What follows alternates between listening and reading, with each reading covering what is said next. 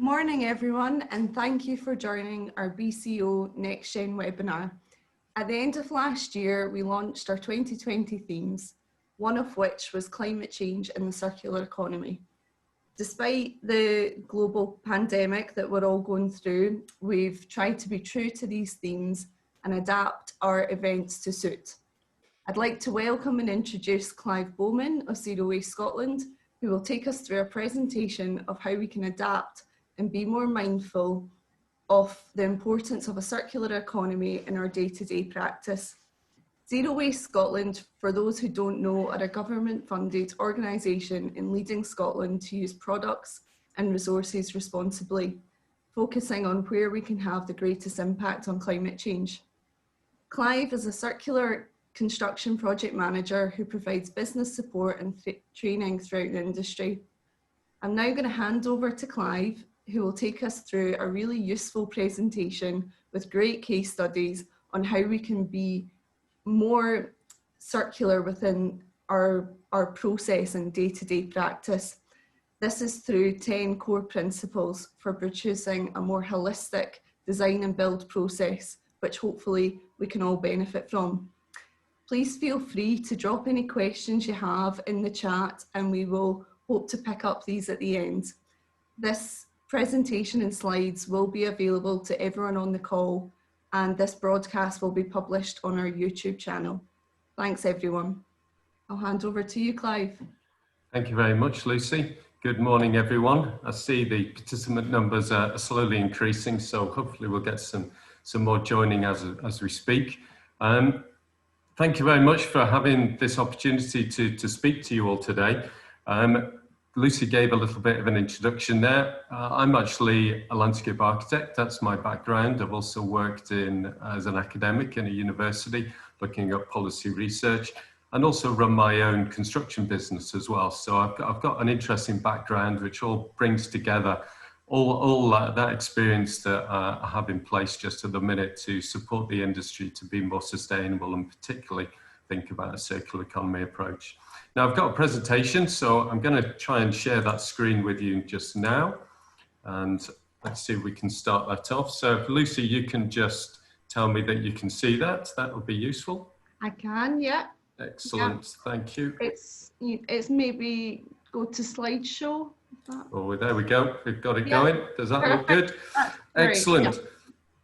So if the people out there, if you're like me and you've got some pictures of myself and Lucy down the side, it is obscuring a couple of the slides, so feel free to minimize that if you wish, but you should be able to see most of the slides. So as Lucy said, I'm going to speak to you about the principles of a circular economy approach, and particularly how I've broken that down into 10 core principles, which really help us understand what that approach should be. But first of all, we just want to kind of set the scene a little bit. Construction industry is big, and I think, you know, it encompasses a lot of different sectors within it, a lot of different businesses. It's large within Scotland and it's large within the UK. We have a large impact. So some of the figures on this slide really show that. So 50% of the UK's resource consumption is allocated to the construction industry. And as a result, we create 50% of the waste in the country as well. We have 10% of the workforce and around about 10% of the economic activity of the country, as well as associated with construction. So it's a very big sector, but the potential there and the opportunities are there within that massive sector to make those improvements that can have a big difference.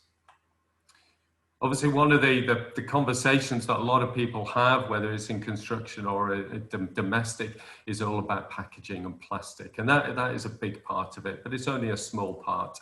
But then, you know, we can see the figures here, for instance, on this slide. So 50,000 tons of plastic packaging waste generated every year in the UK through the construction sector. That's actually 3 times more packaging waste than all UK domestic households. So it's a conversation that needs to be had, and it is part of that circular economy approach. This is another interesting slide as well. We did a study recently at Zero Waste Scotland trying to look at what was the makeup of waste within a construction site, and this was particularly on a new build housing site. And you can see the charts down the bottom about what was in those skips by volume and by waste source. And you can see the packaging, insulation, plastic, timber are big elements of that. But actually from the source, a lot of it is unrecovered packaging, a lot of it is damaged materials, a lot of it is cutting waste. So these are the areas that we can certainly do better in. And when you start looking at the figures I've got in that top table there, you can see that actually the cost of waste is much more than just the cost of hiring a skip. It includes all that wasted time and the labour. It includes all those kind of wasted man hours on ordering those materials and delivering those materials for them to end up actually in the skip and thrown away at the end of the day. So the true cost of waste is something we really need to think about. A lot of the conversation we have at the minute in Scotland is driven by the carbon agenda, which is really important. And that, of course, drives the circularity and our sustainable agenda as well. And 40% of Scotland's carbon emissions in the built environment come from the construction sector. So it is a big contributor. But the conversations quite often are all around operational carbon. So we need to get it into our head and remind ourselves that actually a lot of the carbon emissions that we have as an industry come from the materials that we use. So they're the manufacture of them, the transport, the installation of those materials, and also how we dispose of those materials at the end. So a rough figure is between 20 and 70% of the whole life carbon of a building is the embodied carbon. Now my next slide just points that out a little bit more. So if we take a typical office building and over a 40-year life period, we can see on this chart, and I know there's a lot of figures there, but when you start looking at the amount of operational energy, and that's its contribution to the carbon emissions, it's only 24%, and all the rest is embodied carbon. And those things like furniture and floors and finishes on walls and those kind of elements actually make up a massive amount. So finishes and furnishings, 46% of the carbon emissions come through those materials. And that's because we have that kind of high turnover as well of those materials, and we're constantly replacing them. And we don't have a circular approach to how we dispose of those materials or reuse them. I wanted to throw this slide in because it shows, I think, quite easily the different materials that we use and how we can have different carbon content as part of them. So the top of the pyramid, very high carbon materials, and quite often we don't use these in massive amounts, but they are very intensive in their production. So we use a lot of energy to produce them. So that's aluminium, copper, sealant, for instance. And then right down at the bottom of the pyramid, you've got those products that are natural, that have potential to have carbon stored within them, such as wood fiber, such as CLT, such as straw or plywood. And it's what kind of materials should we be using when we're constructing our buildings or using in our furnishings and our products is really important if we've got that carbon agenda at the back of our mind. So we started out talking about 10 principles of circular economy. So what is the circular economy? You'll be familiar with this kind of simple diagram saying what the position we're in at the minute, where very much we have used and we operate on a linear economy approach. So we take something, we produce it, we sell it, we use it, and we throw it away. And what we're really trying to do is turn that on its head and start thinking about at all those stages in the process, how can we make maximum use, maximum value of the items that we're using? And I think we can start thinking about, using renewable sources. We can start to design in different ways to make sure that we've got products that will last and can retain their value. We need to design so they're easily repairable and easy to reuse. And we need to reduce the amounts that we put into landfill. And this kind of approach will have multiple benefits as well. And there's a list on the side of that slide there, for instance. So thinking about a circular economy can create new jobs. It can actually reduce costs if we're reusing materials. It can increase the supply chain resilience, which is something that we really need to think about, particularly with Brexit and COVID. We need to think about how circular economy can contribute to health and well-being. And if we start looking at those natural high carbon materials, quite often they are the ones that are making more natural product and better air quality within our building. So that there's a lot of multiple benefits we can have from that circular economy approach. So moving forward, I think circular economy is a systematic approach. It's something that is the big picture, and we need to think of it as a big picture. We need to think of it as whole life and whole value. And it's all about the design and the consumption. It's not about the waste. And though my first few slides talked about waste, actually what we really need to talk about is that front end response. So it's not about how we're putting stuff in different skips, it's how we're stopping that waste even getting to the skips in the supply chain right at the very start. And I've come to the conclusion that we need to talk about circular economy and break it down into a number of core principles. And these are the 10 principles that I wanted to talk about today. And my next 10 slides go into each of these in a little bit more detail and give you an example of a project where this has perhaps been a core component of that in terms of best practice or a case study. So I'll go through each of these in turn. So first of all, collaboration.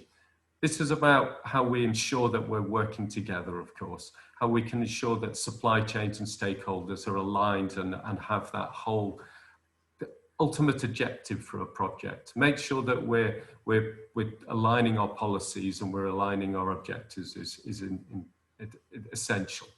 We need to do that also to ensure that we don't miss the opportunities out there for actually providing a much better quality product at the end of the day, whether it's a building or whether it's a kettle or whether it's a chair. If we can work together, we can quite often come with different ideas to the table, and we can ensure that we're not missing that opportunity.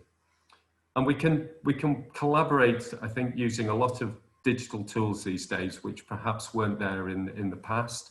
And we should make maximum use of these. So whether we're using BIM technology for doing construction projects, or we're using social media or other software gadgets, or if we're using smart technologies to monitor the performance of our homes, all these can help us communicate and work together better. The example I've got here is the engine shed in Stirling, which is a great project that has brought a lot of different partners and stakeholders together to provide not only a home for a historic environment Scotland, but a great resource for the community as well. My next principle is whole life value. When we think about a project or a construction project, particular cost quite often drives it. But we need to think much more than cost. We need to think about value, and we need to think about long term as well. So how can we think about all the other environmental, economic and social benefits that we can get from a decision and through a built environment project? And this is the real key, I think, to thinking big picture. And that collaboration on that first slide very much leads into that whole life value discussion. The example I've got here is a floating home community in Amsterdam of 46 floating houses, which are built through a sustainable policy that's been set out in the Amsterdam region there. A really good place to go and see. Next principle is health and well-being. And it may strike you as odd as this being part of circularity, but it is actually a core output. That if we start to think about that whole life value, then we obviously come to how we can get those social benefits for people that are living in buildings. How can we maximize the quality of life for them?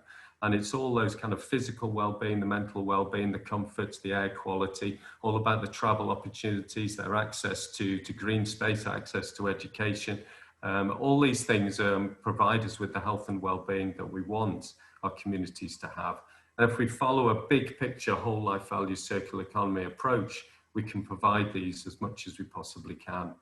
And if we do it well, even on smaller scale, we can provide schools that is a better environment for people to learn in. We can provide hospitals that is a better environment for people to recover in, just by small design elements or changing the types of materials that we use that will improve the air quality. The example I have here is an office, again in the Netherlands, but just bringing that biophilic design right into the building, that fantastic natural light that's coming through some of the skylights, really creating a really quite nice place to work. And I visited this just last October, and lots of people sitting around, you know, having group meetings with all this fantastic wood and plants growing on the walls. Really nice place to work. Some of the core components then of circularity is all about how we use our materials, and particularly how we can maximize the reuse of them. So we should be designing for deconstruction right at the large scale, where we're thinking about big building design, making sure we can get those materials out, but also at the small scale when we're thinking about furniture or products within our buildings. How can we ensure they're designed so they can be taken apart again, and those elements reused or repaired and then put back in, and that product or building reused again. So a lot of that needs pre-planning, and we need to have a better mindset and better quality in place to allow us to do that. The example I've got here is the Temporary District Court of Amsterdam, which was built to be taken down within 5 years and then rebuilt somewhere else, again in Amsterdam. So, you know, designing right from the start for a building to be rebuilt again makes all things like detailing really important. So things like bolts are used instead of glues, you know, screws are used, all these kind of things, so everything can be taken apart and reused. Long life, loose fit is my next principle. This is about making sure that we plan for the future. Quite often the future is unknown, so we need to plan for that unknown. We make sure things are adaptable, flexible, making sure that when we're putting layers together within a building, then they can easily be taken apart again when need arises. So again, it's that kind of fixing details. So a little bit about that design for deconstruction, making sure that when we have different time lengths of parts of the building, such as the furnishings or the finishes that go onto interior walls, we know they're not going to last as long as some of the structural elements. So can these be separated easily and be replaced without causing unnecessary waste? So a lot of it is about making sure that we're designing for that kind of loose fit, that adaptability in the future. Of course, we need to design out waste, and we need to follow the waste hierarchy as well. So we should be thinking about avoidance right at the start. Do we really need to build an asset or something new? You know, can we reduce the amount of new products that we make to start with, and the number of new buildings that we build? Can we reuse the buildings that we have already? Can we reduce the size of things to start with? Do we need the building of the size that we're talking about? So that kind of top of the hierarchy is really important. Avoid, reduce and reuse is kind of the ultimate holy grail. Obviously then, if we have got products and materials already within the marketplace and the supply chain, can we recycle them? Can we get them constantly going around in that circular economy? And then right to the bottom of the waste hierarchy, we have materials that we are throwing away or devaluing. So currently we throw a lot of wood away, and we devalue that by burning it for energy recovery. Same with plastics. So a lot of energy goes in to make these products, and we don't keep them within the supply chain. We burn them and we take the energy away. And of course, lastly, at the bottom of the waste hierarchy is landfill, and we must minimize that at all costs, really, going forward. We have an example of the resource efficient house that we built a few years ago in Ravenscraig, which takes a lot of these principles on board, and that is open for the public if people want to visit that. So that's worth checking out if you've not seen that. Like I said, a lot of our conversation is driven by carbon at the minute, and it's a key component to circularity. So how can we use those products and materials that have a low embodied carbon? How can we maximize the opportunity to use materials that sequester carbon and lock carbon up into our buildings and into our products? And we can use wood, and we can use straw and other natural products like that. So that is something that should be at the back of my mind if you're a designer, is how you can lock carbon into buildings. And again, a great example is the new headquarters for Tridos, a wooden cathedral, as they call it, which uses a massive amount of structural timber in there to lock carbon up into the building. As we move forward, we're always thinking about being creative to the way that we supply services, and there are a number of interesting business opportunities that are starting to evolve within the construction sector, which perhaps have emerged out of other sectors. How can we offer lease opportunities or take back opportunities for packaging, for instance? So some great examples that are starting to be seen is leasing light. Instead of you buying the light fittings, you can actually lease the light, and another business will look after all of those light fittings and maintain it. And as a client, all you're doing is actually paying for the lights that's coming out of the light bulbs. And there's a number of other things. You can obviously do this with furnishings, with furniture, with energy as well. And we're seeing that kind of thing happening in other markets as well, whether it's mobile phones or whether it's car leasing or cycle leasing. So it's how we can be creative with the way that we're providing our construction services, I think, is really interesting going forwards. Digital technology is massive now, and it's a big part of the construction sector as well. I've talked already about BIM, but we're on the verges of seeing, big use of things like AR and VR. Cloud-based data management is also increasing. How can we use those communication tools is really important. But this translates into also how we build our buildings. So that kind of off-site construction, the great opportunities for being more efficient and reducing waste. But it also, I think, it provides us with opportunities for design as well, and using different materials. And then we can also use digital technology to monitor the performance of our buildings, to ensure that we're not just designing something and walking away from it, that it is actually delivering what we want. And that could be back to some of those early principles about, air quality or comfort or value. So I'm just getting a call. I'll have to decline that. Sorry. And then in the future, AI and robotics and these kind of things, I think, will start to come in to the conversations we're having. We'll be seeing this a lot more going forward.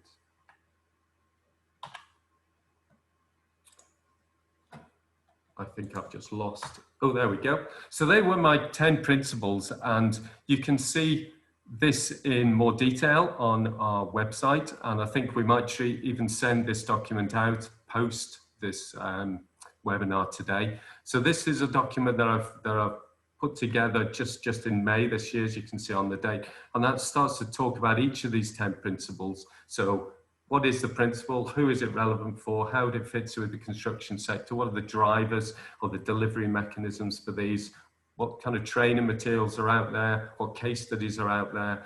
Some of the research papers. So it's a kind of one-stop shop, really useful document, I think, which will give you much more information about these 10 approaches for circular economy. So I would really recommend you have a look at that if you're interested. So I'm just finishing up now. This is the last slide, but I think, one of the things that I want to get across is this is a call for action. We're at the infancy of adopting a circular economy approach within the construction sector. But I think the important thing is that it's not just a sustainable approach. It has multiple benefits right across society. And we need to think about what it is that is driving those decisions and supporting the policy that is going to provide that. It's not complicated by any means. Those 10 core principles that I broke it down into are not complicated. It's not rocket science. And we don't have to do them all at the same time. So we can approach each of those 10 separately if that's the way that we want to do that. But we chip away at it and we learn by example, I think, is really useful. And I think as designers, these core decision makers, there's a critical role, a crucial role there for you to drive circular economy forward. So it's not a waste problem, it's a design problem. So if there are designers out there listening today, let's see what you can do to support this. And finally, the point at the bottom is, how can Zero Waste Scotland support you to take this forward? Well, we support as much as we can, particularly businesses, but bigger projects, strategic projects, and how we can help you. So we can have those conversations with your design teams, we can run workshops with your project teams, with your clients if you want us to have conversations with them, and start to have that support that will allow you to build the confidence and knowledge to be able to embed that circular economy approach into your work and going forward. So thank you very much. Hopefully there's been some questions being put in the chat, and I'm quite happy to take them now.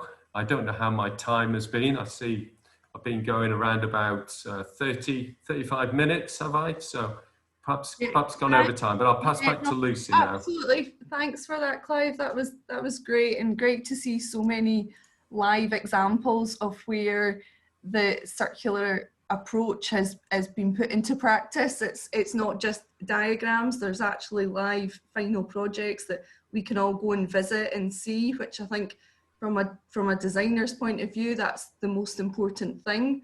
I don't see if there's been any questions, but I've got a at the moment, but feel free, we've still got a few minutes left, guys, to put them in. I suppose we were chatting about this week, and I think it is a call for action, I think, and you know, designers, architects, engineers, surveyors, anyone within the industry to collaborate. And you know, we were talking about if there was forums or networks, and I suppose we've all got a responsibility through the service that we provide to collaborate and discuss how we can be better and more circular in every way. And I think, you know, it's great to see so many that there are examples in Scotland. Most are in the Netherlands, or you mentioned Belgium, or you know, Scandinavia, but there are good examples in Scotland, and we should embrace and celebrate them and really learn from them. I suppose as well, in these kind of strange times, majority of folks still working from home, companies will have maybe realised that they can reduce or renew their assets or ways of working. Have you had many companies contact you with regards to their new ways of working, COVID strategies, and how they can be more circular? Yeah, I think, you know, it is interesting times, like you say, Lucy, and I think we've had conversations with a number of companies that I think two key points really. One is that supply chain resilience. You know, the impact of COVID and the impact of Brexit, you know, has had significant effects on supply chains. And if we're relying on materials and products which are abroad, and maybe some of those relationships are delicate to a certain extent, whether they're kind of global financial implications, and of course, you know, we've seen transport implications with the COVID, then looking a little bit closer to home for the supply materials is a natural response to that. And as going forward, if you know, it's not all about chasing the cheapest cost. If we see a material which is more readily available in Scotland and then can be delivered there, it's thinking about that whole life value. What are the added benefits that you can get from seeing that manufactured and created in a nearby community? It's providing jobs, it's providing, you know, all sorts of local benefits rather than purchasing it in China, for instance. You know, so that kind of supply chain resilience is really important. I think the other conversation I've seen recently is, and you know, you'll be familiar with this, is that kind of reuse of some of the building assets that we have going forward. And particularly, you know, I'm working from home at the minute. I can see Lucy is, and I'm sure people that are listening all are. You know, it's what we're going to do going forward with a change of use for a lot of these built assets. And we don't want to be, you know, still in the same mindset where we need to carry on building new, because we're going to have a lot of buildings that need to be retrofitted, renovated, reused in different ways. How can we do that in the most circular way that we can without creating too much waste? You know, so a lot of these buildings will not have been designed for a second use, and that is a mindset we need to have in the future.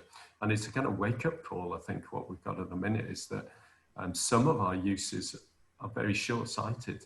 You know, I'm sure there are offices that are out there that people have built within the last decade that suddenly are now empty.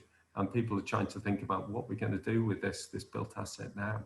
Absolutely. So, and I think as you mentioned, that can have a real positive social impact on the change of use, and and I think collaboration is key again, because a lot of organisations are saying, yes, we've proved we can work from home successfully, but they're still missing the office, and they're missing that sense of place and belonging, and hopefully these buildings that are not in fully operational, we can start thinking creatively, what can these provide? Yes, exactly.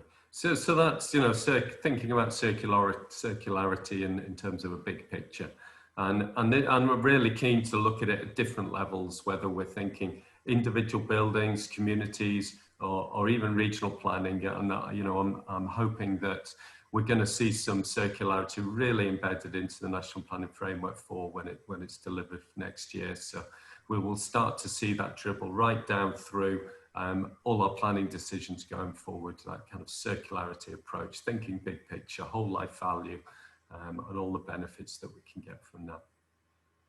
Great. Well, I'm conscious of time. That's 11:30. So thanks, Clive. I don't see any questions popping up, but as Clive mentioned, and as we've got one now. 2 seconds, I think. Okay. Christian, Clive, our greatest difficulty as designers is how to convince clients to embrace the benefits of circular design. Whilst us architects can see and understand the big picture, private investor development is often still cost-driven. Is legislation something that needs to drive real change? We were chatting about this yesterday, weren't we? Yeah, you're right, Christian. I think we do have to rely on some legislation, some policy, and as well as kind of financial incentives as well to make particular clients, those kind of developers that want short-term gains, to understand that we need to take a circular economy approach. I think fortunately we have a lot of clients out there, whether they're FM clients, whether they've got social housing, whether they're local authorities, NHS, universities, for instance. They can see the benefits of that long-term approach. What the document that I briefly mentioned there, Christian, that covers some of this right at the back. It's got a number of pages on how we can think about the benefits for clients and what the conversations you can have as designers with them to persuade them that this is the right approach. I also have an event which is being run in November through RIAS as well as a partner on again, what are the benefits for clients? How can architects in particular have those conversations with their clients to think about circularity in their briefs? So please keep in touch with that. That'll be advertised through Eventbrite, and it's sometime in November. I can't remember the date off the top of my head, but that's something to look out for.